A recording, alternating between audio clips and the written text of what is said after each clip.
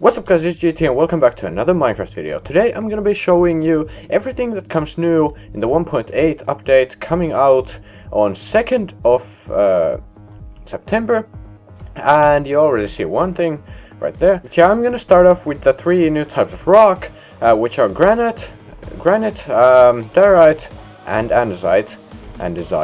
And you can basically have the regular one and then a smooth version of it. You can basically find these. This one was right here, it's andesite. Then here we have diorite, and here we have granite. It basically just is found regular in the rock layer itself, somewhere, here and there, small pockets as you can see here. And if you want to craft these, you can make granite by taking a diorite piece and adding nether quartz. You get one piece of granite back. If you put 4 granite in a square, you get 4 polished granite, which is this block right here. Now, moving on to diorite, you get it by mixing nether quartz and cobblestone. You get 2 of it by 2 cobblestone, and then you use the nether quartz. And again, just as the granite, you use 4 diorite to make 4 polished diorite. Now, the last one is andesite. You make it by mixing diorite and cobblestone, and again you put 2 by 2 to make polished andesite. Okay, next up we have a block called slime block. But this is how you craft it. You just basically put 9 slime blocks together, and how this works is when you jump on it, you bounce back. And the jump heights are basically if you drop down, not jump, from 3 blocks height, you bounce back to a 2 block height, as you can see there. If you jump up from a 3 block height, you will bounce back to the 3 block height. So basically, it gets you back there. And if you bounce up from a 2 block height, you'll get back to the 2. But if you don't jump, you just drop down, you'll just get to the 1. So it basically subtracts 1. And also, if you hit the space key, jump key as you hit the slime block, you don't really bounce much at all. You still do bounce a little bit, but very little, as you can see here. Okay, next up we have a pretty basic new addition. It's an iron trapdoor. You use 4 iron ingots in a 2 by 2 grid to make it, not like the 2 by 3 that you use for the wooden one. It's actually 2 by 2. And the way this works is pretty much like an iron door, so basically you can't right click it. You have to have redstone power to it, so if you step like that, you can activate it. Or if you use a lever, it works as well. Okay, next up we have the water dungeon. This is a huge addition to Minecraft. Basically, you can find these in deep oceans, as you can see here. Down below you can see that the ocean's a lot deeper in some parts than the others, and in the deeper parts there's a chance that a water temple will spawn in. And when it does, it looks like this, and it's made of 3 new block types. One is prismarine bricks, and one over here called dark prismarine. And this is a huge temple. I'm gonna take a look inside. And also there are these sea lanterns as well. I'm gonna show you how to craft all of these in a second. Basically this is a bit of a maze that leads you eventually into this room that you can see here. I've added the command block there. And yeah, and this thing inside it has 8 gold blocks, basically like the price of this dungeon.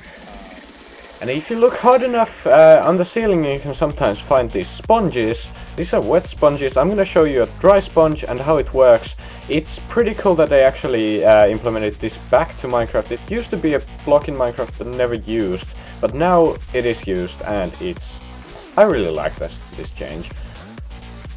Now you might have seen these guys before in the video. These guys are called the Guardians, and I'm gonna spawn a squid to show you how they attack. Hang on, there's a squid. So where'd you go? Oh, you went right here. So I'm gonna spawn a squid. Show you how it works. As you can see, there's this beam they shoot out. Oh, it disappeared because the squid died, I think. Oh, no, no it didn't. Here you can see the beam. It basically just has a ranged attack. It shoots like a beam at you, and then you lose health. So these guardians have 15 hearts of health each, and on easy they do 2 hearts of damage. On medium they do 3, and on hard they do 4.5. So on hard they can kill you in 3 hits. Yeah, and on medium 4, easy 5. Now there are also these things called the Elder Guardians. This guy's huge, and it's also very scary because they have 40 hearts of damage. No, they have 40 hearts of health, and on easy they do 2.5 hearts of damage. On medium 4 hearts, and on hard 6. So on hard they can basically kill you in 2 hits. Now the Guardians drop these things called shards, and these prismarine shards, and basically you can craft these blocks by using those shards. So here's the prismarine block, and basically you just use 4 prismarine shards in a 2x2 grid to craft it.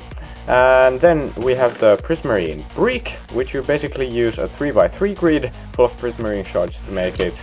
It's basically the same thing, although a smoother version. Now, moving on to the dark prismarine, you use the same one as the prismarine brick, except for an ink sac in the center, because it's darker.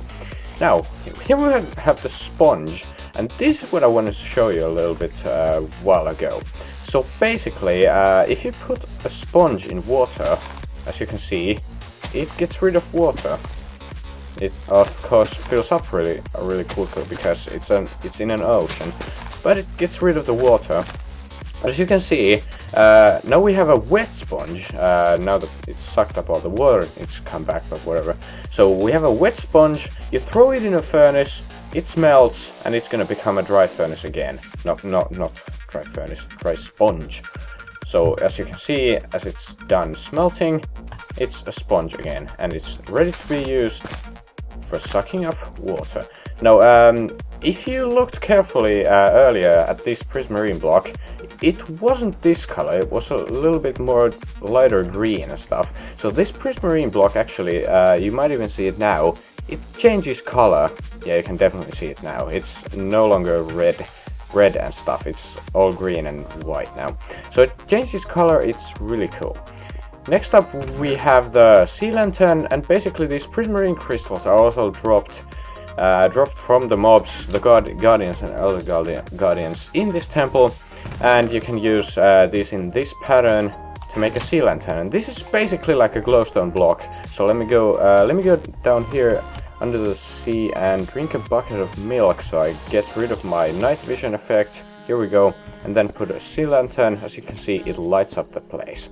Now moving on, the next new block we have from the red sand we had in the previous update, we now have red sandstone. Basically the regular one has the same pattern as the regular one, but it's red. The next one, the chiseled one, is actually a different pattern. You can see this is like a wither pattern, with this one having a creeper face. This is a wither.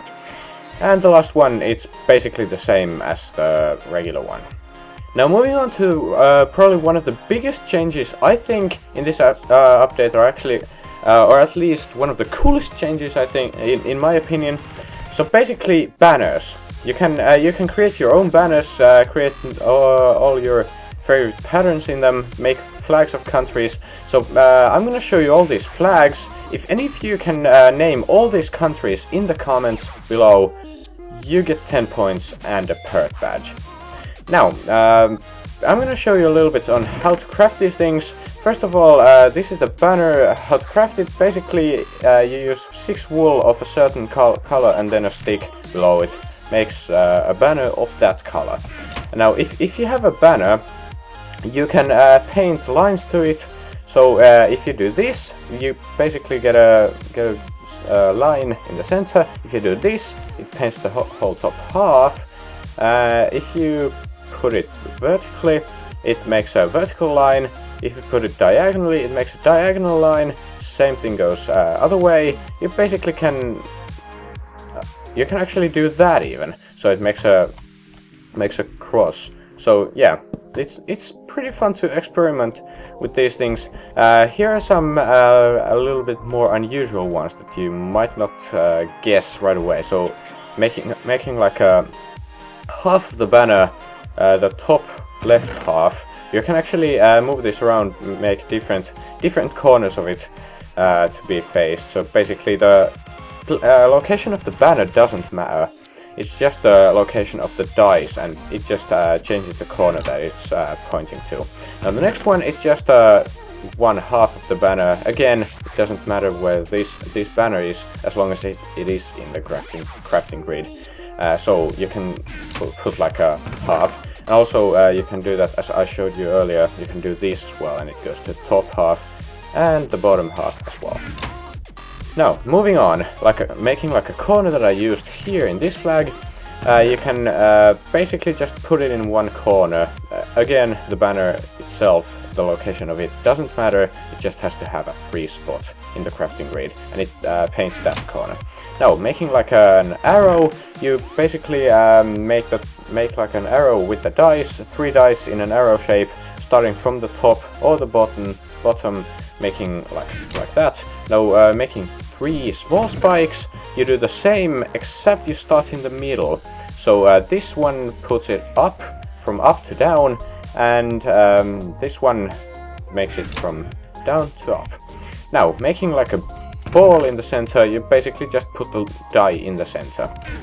Making like a diamond shape, you make a diamond shape in the crafting grid. It's not that complicated, to be honest. Making like a border around it, you surround the banner with the die. Making, I have no idea how to describe this pattern, but you basically put a die and a vine. This one uses a vine, so you have to use that. And if you just take the color out and use the vine only, it makes a black one, so just keep that in mind. Next one, we have a brick pattern. Again, same thing, you just use a brick instead of the vine, and if you take the color out, it makes a black brick pattern. Creeper face, creeper head, again, goes black if you don't use a die. This one with a skeleton skull, the same thing, goes black if you don't use a die. This one actually uses an oxydaisy, which is a weird one, but again, if you take the die out, it makes a black pattern, like this one has green. Now, this Mojang logo, you use a notch apple. This is actually the more expensive one, the one that costs 8 golden blocks instead of bars. And again, it goes black if you take the die out. Now, if you make like this like an arrow shape with one extra at the point, you make this gradient color, and again you can swap the direction of it, and this doesn't matter where this is. So that's your quick guide to making banners. Moving on to armor stands. This is how you craft one. You basically use a stone slab and a bunch of sticks to make an armor stand. This is what it looks like without anything on it, and yeah. So I'm gonna put a few of these. So you basically just right-click the statue with the piece of armor you want. I right-click the legs, it puts on the breastplate where it should. So it doesn't matter. But then if you want to remove stuff, you use an empty hand and click on the part you want to remove. Yeah, and if you click with an armor piece, it puts it back, so you gotta be careful with that. Now, you can also put a mob head on it. I just put some green leather armor on it for added effect, but basically the point of this is to have... Oh god, I am forgetting. To be able to use a mob head of any kind on an armor stand. So yeah, and also you can use a pumpkin. Now, moving on to a little bit more a minor addition. This thing is called coarse dirt, or I don't know how to pronounce that, but basically it's dirt that doesn't turn into grass. Here you can see these 2 blocks are regular dirt, so you can see the difference. It's a little bit darker, has a little bit more dark spots, but it basically almost looks like regular dirt, but it doesn't grow grass all over it, so this could be useful for decorating purposes. Now for the next thing, I'm gonna be throwing ender pearls all over the place in an attempt to get an endermite. So you basically, this is a new mob. Oh, here we go. We have an endermite. So this thing hits you. It has 4 hearts health, and if you let it hit you with 1 heart of damage. These things spawn when you teleport with an ender pearl or when an enderman teleports. Next up, we have a new mob, and it's a rabbit. There are 6 kinds of these. I'm gonna show you here. This is an albino. This is brown color. I don't know. This is also a brown color, but a little bit less white and black. Now this one is white and black, like a golden color, and then we have a black one. There are also killer rabbits that I think are white, so I tried to spawn in a little bit of rabbits and kill all that weren't white, but I wasn't able to spawn any killer rabbits because there's like a 1 to 1,000 chance of getting one, so I wasn't able to get one this time, unfortunately. But these things drop raw rabbit meat, and basically you cook it to get cooked rabbit meat. Raw rabbit meat heals 1.5 chicken nuggets, and cooked heals 2.5. Now you also get rabbit hide. You can use 4 of it in a square to craft 1 piece of leather. Now there's also a rare chance that a rabbit's foot will drop, and if you put a rabbit's foot with an awkward potion in a brewing stand, you will get a potion of leaping, and if I drink this, I will get a jump boost. It's not a very big one, but you can of course use glowstone dust and the regular stuff to increase its effects, and that's pretty neat. Now next up we have something you might have seen in the very beginning of this video. We now have mutton. Basically sheep meat. If you kill a sheep, you're gonna get well, not instead, but in addition to wool, you're also gonna get raw mutton, and you can also cook this. Raw mutton heals 1 chicken nugget, and cooked mutton heals 3. Now here you can see a villager in action. He's basically harvesting their own crops once they're finished growing, and he's replanting new ones. So I guess this makes it a little bit harder for you to raid these farms, because they keep replanting and harvesting them by themselves. They're still pretty... yeah. These trades are still pretty unfair, but yeah, that's not the point.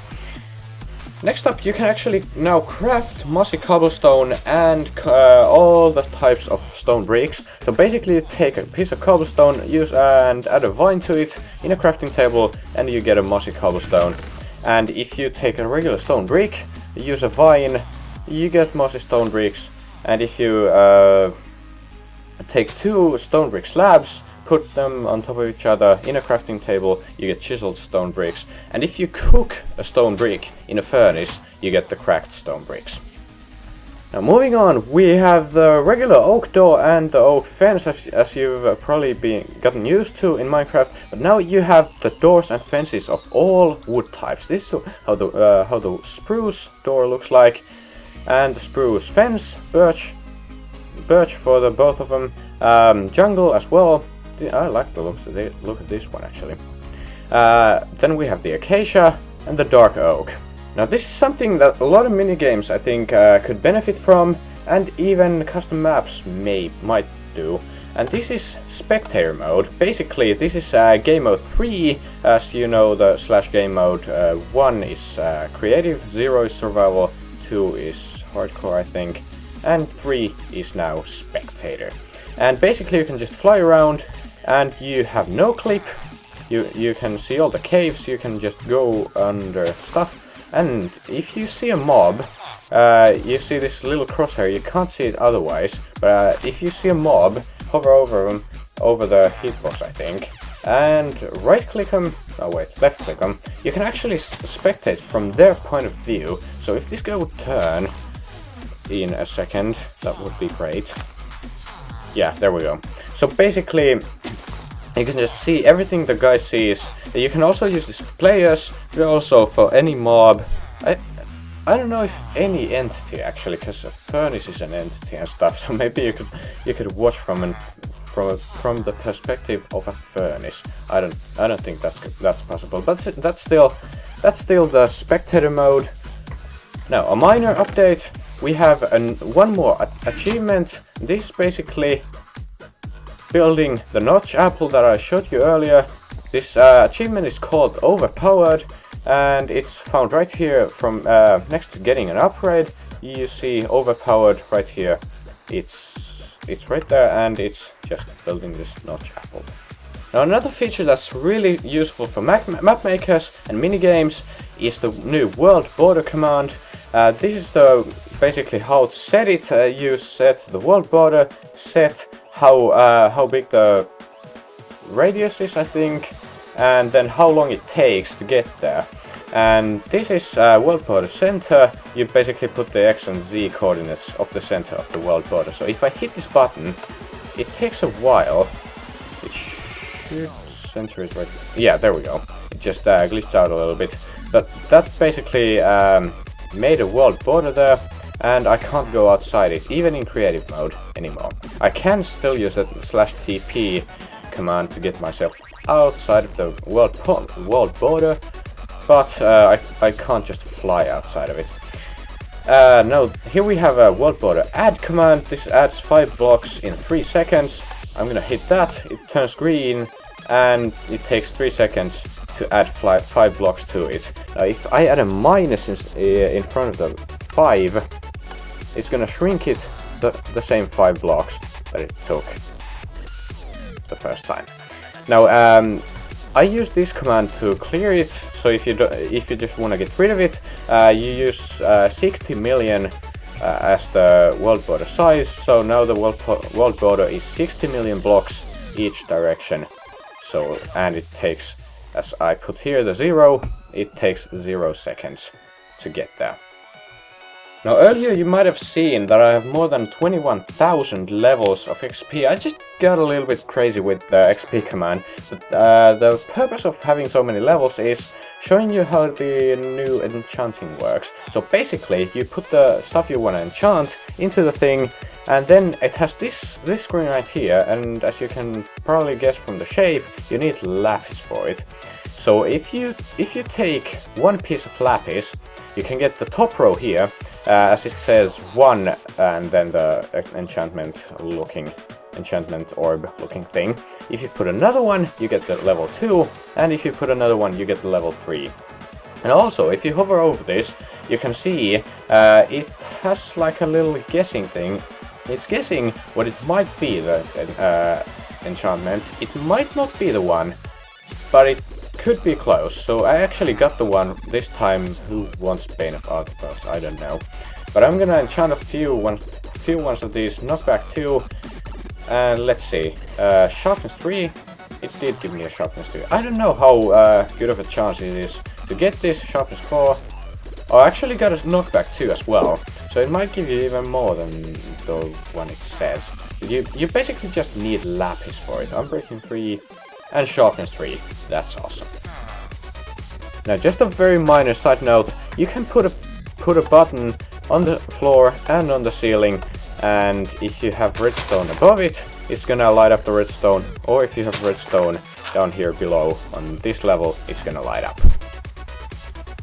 Next up we have a couple of new types of worlds. So when creating a new world, you go to the more worlds options, go to the world type, default, super flat, large biomes and amplified, customize. Here we have the customized world type. If you customize it, you can basically just customize all of these things. I'm gonna make like a sea world. I'm gonna make a dungeon. I'm gonna make a lot of dungeons. No lava or water lakes, because rarity is 100%. I think this gets rid of them. Biomes, I'm just gonna make it all. River size, I don't really care. Villages, no. Temples, sure. Ocean monuments. I'm just gonna leave it like this. Let's see what we get. Done, and create new world. Let's see what we get. Okay, so we spawned in this water world. I actually tried to turn my game mode to creative, and apparently I forgot to turn the cheats on. So I'm gonna drown, probably. but you can basically just create any type of world you desire. I'm gonna go back to the title screen. Oh, it actually has a "Are you sure?" one. But yeah, I'm gonna go back to the title screen because I'm gonna be showing you another one of these. Going to create new world, more world options, world type, go to the customized, then hold shift and click once more, you get the debug mode. If you go done, and I'm gonna just name this debug, and go to create a new world, this is gonna create a world that's basically, you're already in creative mode, and it spawns every single type. Actually, am I in creative mode? I think I'm in spectator mode. Yeah, I'm in spectator mode. So basically it spawns a version of every single block in every single state it can be in. So here you can see every single type of redstone you can have in the game. Here you have all the door parts and all the switches and everything in every possible direction you can have those. This is basically to allow you to... Oh, I can actually... No, I can't. So, this is basically to allow texture pack makers to see the blocks a lot easier.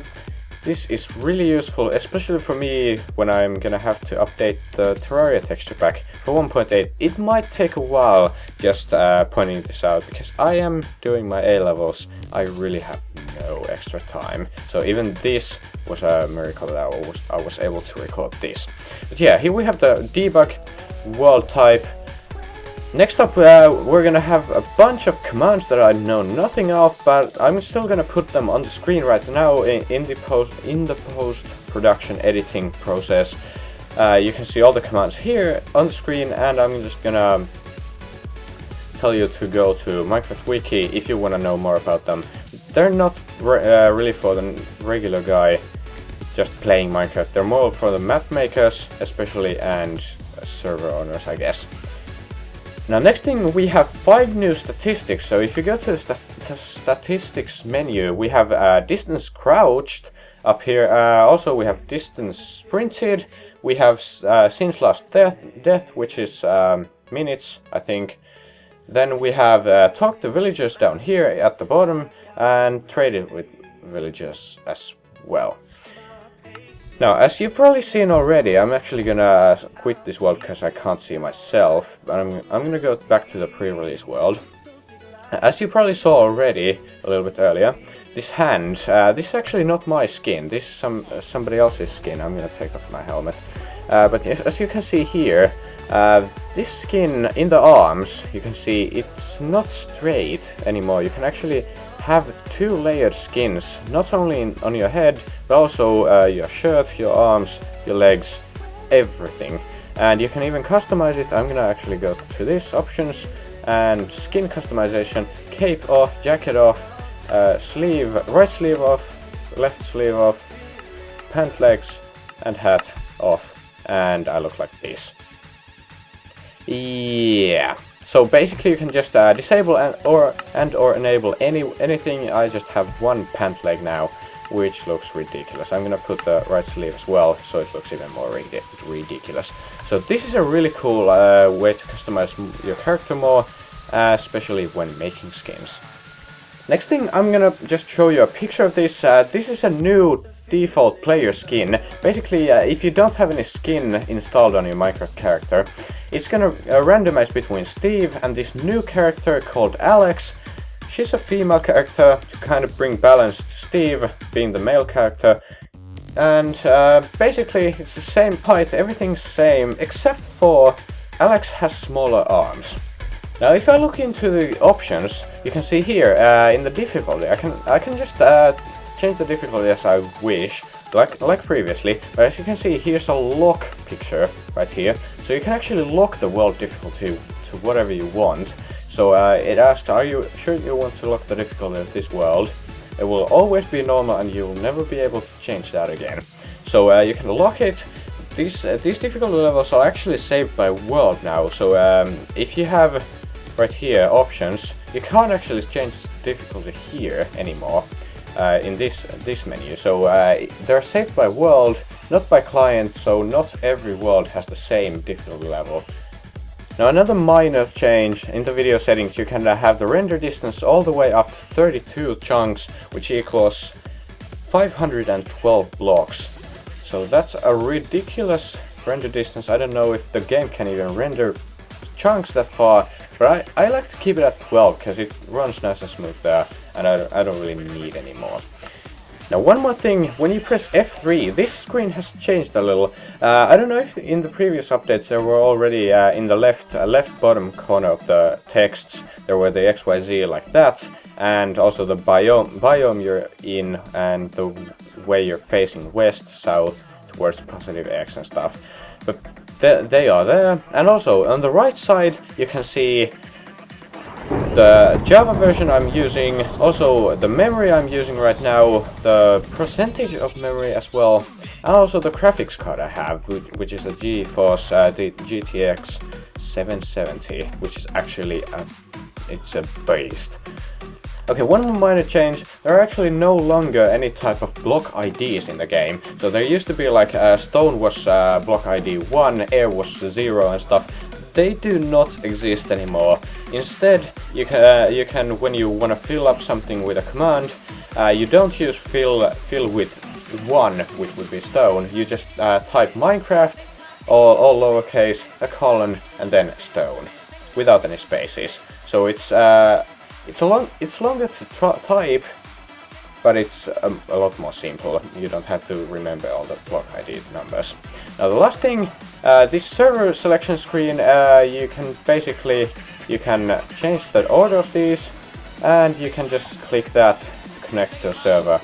So it's a lot better. You used to be not able to change the order of these. So basically the order you added them in was the order that you had to have them in the list. And the last thing, they removed Herobrine again. So I hope you guys found this video useful. It took me a while to make, and I don't have too much time in my hands, so I really hope you found this useful. A like rating would be appreciated, and I will see you in the next video. Thanks for watching.